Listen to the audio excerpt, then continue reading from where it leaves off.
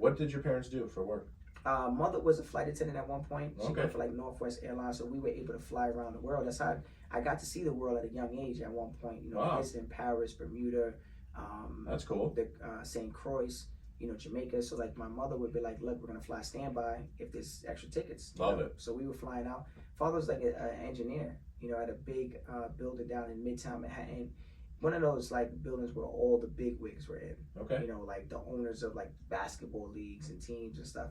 So he was like the head engineer in the building. So we used to go to his job, and I'm like, "Dad, you in the basement? It's burning down here." But he was like, "This is my job, and I love it." You know, Okay.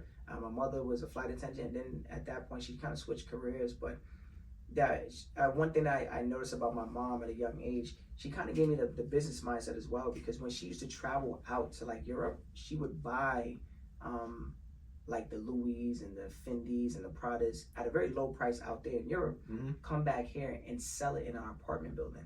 For thousands of dollars. Oh, well, I mean, whatever, I don't even know what she was selling for at that point in time, but she would turn our apartment into a store.